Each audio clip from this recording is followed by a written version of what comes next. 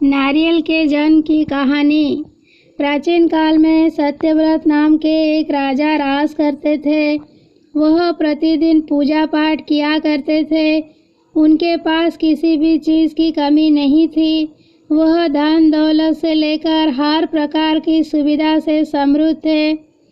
हालांकि इसके बावजूद भी राजा की एक अभिलाषा थी जिसे वह पूर्ण की चाह रखते थे। दरअसल राजा सत्यव्रत को किसी प्रकार से स्वर्ग लग जाने की इच्छा थी।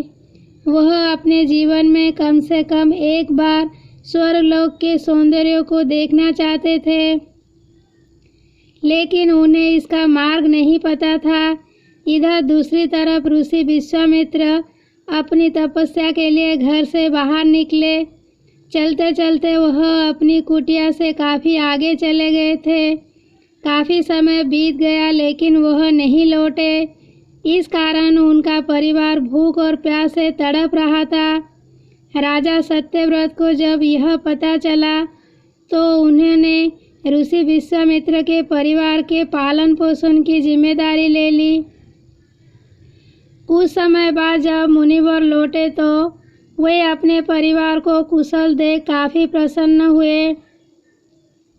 उन्होंने पूछा कि उनकी अनुपस्थिति में किसने उनकी देखभाल की। इस पर ऋषि के परिवार वालों ने बताया कि राजा ने उनके पालन पोषण की जिम्मेदारी उठाई थी।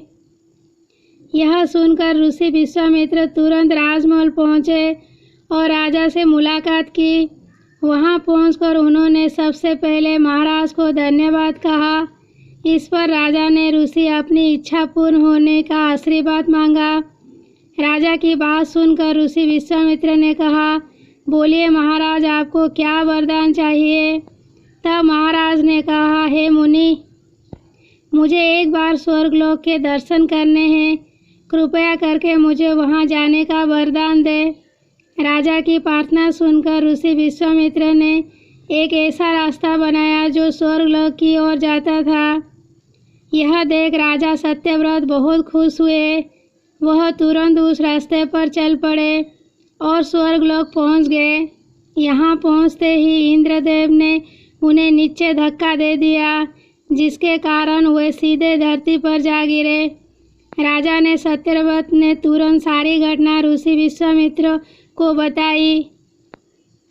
राजा की बात सुनकर ऋषि विश्वामित्र गुस्से से आग बबूला हो उठे।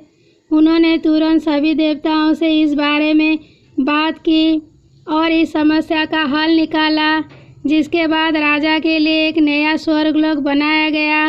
नए स्वर्गलोक को पृथ्वी और देवताओं के स्वर्गलोक के बीचों बीच स्थापित किया गया था, ताकि किसी को परेशानी ना हो।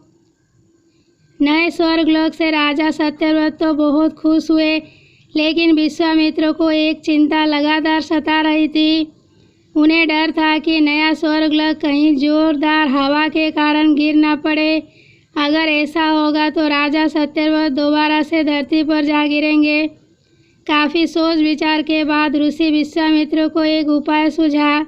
उन्होंने नए स्वर्गलोक के नीचे एक बहुत लंबा खंभा लगा दिया ताकि उसे सहारा मिल सके। ऐसी मान्यता है कि नए स्वर्गलोक के नीचे लगाया गया खंभा एक विशाल पेड़ के तने के रूप में बदल गया। यही नहीं, कुछ समय पश्चात जब राजा सत्यव्रत की मृत्यु हुई तो उनका सिर एक फल में तब्दील हो गया। सभी से इस खंभे को नारियल का पेड़ कहा जाने लगा, जबकि राजा का सिर नारियल के रूप में जाना गया। यही कारण है कि नारियल का पेड़ इतना लंबा होता है। कहानी से सीख।